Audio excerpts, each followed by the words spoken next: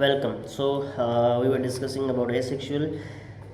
Asexual के अंदर कुछ लास्टली 2-3 लाइन्स हैं जिनको हमें जो है कवर करना था, बट ये जो चीज़ें ये थोड़ी बहुत मतलब एक्स्ट्रा मतलब थोड़ा ज़्यादा टाइम लेके एक्सप्लेन करनी पड़ती है, तो उसको सही से एक्सप्लेन करेंगे। ठीक है, सबसे पहले कुछ प्रीवियस लाइन, तो लास्ट हम लाइन जो पढ़ रहे थे यार, ये चीज़ें जो है वो बहुत ज़्यादा काम ख़राब करती हैं।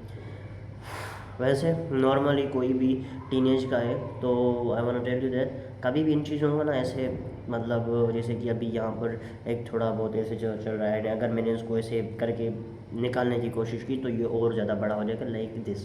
तो ये चीज़ें मत किया करो, ठीक है। जैसे कि मैं अभी कर रहा हूँ, ये चीज़ें मत किया करो।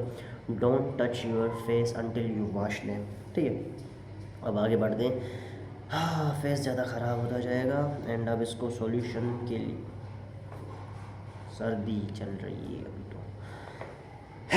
The offsprings are not exactly similar to any one of the parent, ठीक है। अब फॉर एग्जांपल तुम आगे चलोगे, ठीक है, फ्यूचर में तुम्हारी शादी वगैरह हुई, ठीक है।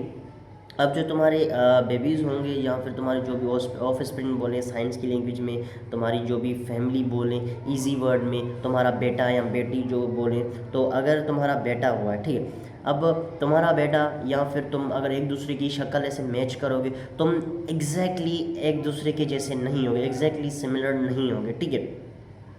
लाइक ऐसा लगेगा नहीं फ़ोटो कापी वर्जन तुम नहीं हो। हाँ, थोड़ी बहुत चीज़ें मैच हो गई तो हो गई, वरना फिर तुम जो है एग्जैक्टली अपने जो भी लाइक तुम्हारे जो भी ऑफ स्प्रिंग है वो तुम्हारे जैसे 100% सेम नहीं होंगे। ये बात सही है, ठीक है। इस बात पर सारे के सारे को लोगों को एग्री होना चाहिए। अगर तुम ऐसा नहीं मानते हो तो अपने अब्बू के पास जाओ, अपने फादर के पास, और एंड अपने जो भी लाइक तुम्हारा फेस वेस है उनको जो है क्या बोलते हैं, उसको तुम कंपेयर करो विथ योर फादर और विथ योर मदर, ठीक है। तो you will know that you are the exact copy. हाँ, कुछ लोग होते हैं जो बहुत ही ज़्यादा अपने पेरेंट्स से मैच करते हैं, बट 100% मैच नहीं होते। तो वही चीज़ बताई गई है सेक्सुअल में, सेक्सुअल प्रोसेस में जो भी फॉर्मेशन होती है अपने ऑफ स्प्रिंग्स की, वो 100% एग्जैक्टली सिमिलर नहीं होते, ठीक है। और कुछ रेयर केसेस होते हैं जिनमें जो है एग्जैक्टली सेम हो जाता है, कुछ रेयर केसेस होते हैं, वरना फिर मोस्टली तो ऐसा नहीं होता।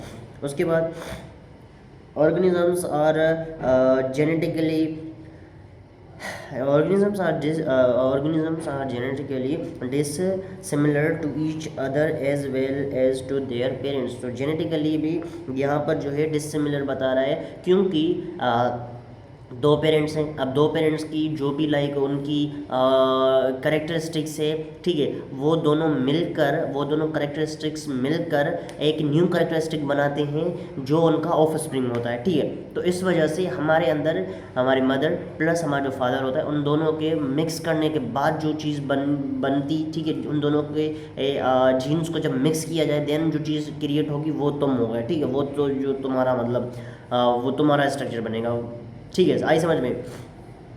अब देन यहाँ पर है genetic recombination occur which causes various and leads to evolution. तो इवोल्यूशन के अंदर बेसिकली हमारे जो ठीक है, अभी हम जेन जीज हैं, हमारी जनरेशन है। अब जब हम पेरेंट्स बनेंगे, ठीक है, फिर हमारे आगे वाले जो भी जनरेशन्स आएंगे, मतलब जब हम पेरेंट्स होंगे उनकी मतलब वो फिर हमसे जो भी हमारे ऑफ स्प्रिंग्स होंगे वो हमसे ज़्यादा इंटेलिजेंट होंगे। हर जनरेशन पिछली जनरेशन से थोड़ा ज़्यादा इवोल्व होती है, थोड़ा ज़्यादा बेहतर होती है, ठीक है। तो जितनी ज़्यादा जनरेशन आगे बढ़ती जाएगी उतना ज़्यादा ह्यूमन जो है इंटेलिजेंट होता जाएगा। अब ये चीज़ जो है पहले स्टोन एज, अब चेक करो अब जो है स्टोन एज से कौन सी चीज़ सिमिलर करती है। तो इस तरीके की चीज़ें हैं। तो every generation is more intelligent then the previous one. तो इसी तरीके न्यू कॉम्बिनेशन, मतलब न्यू कॉम्बिनेशन भी इस तरीके से बनती है, क्योंकि अब मैंने जो है कहीं और किसी अलग ही कास्ट में कर दी, किसी अलग ही कंट्री वाले से कर ली, तो फिर हमारा जो ऑफ स्प्रिंग आने वाले वो जो है बिल्कुल ही चेंज, एक न्यू मतलब तुम समझ लो एक न्यू जेनेटिक इन्फॉर्मेशन बन जाएगी। एंड देन फिर उनके जो ऑफ स्प्रिंग्स होंगे वो भी एक न्यू जेनेटिक इन्फॉर्मेशन हो जाएगी। तो ये थोड़ी कॉम्प्लेक्स भी है बट ईजी टू अंडरस्टैंड भी है। फिर मिलते हैं नेक्स्ट वीडियो में, तब तक के लिए बाय बाय।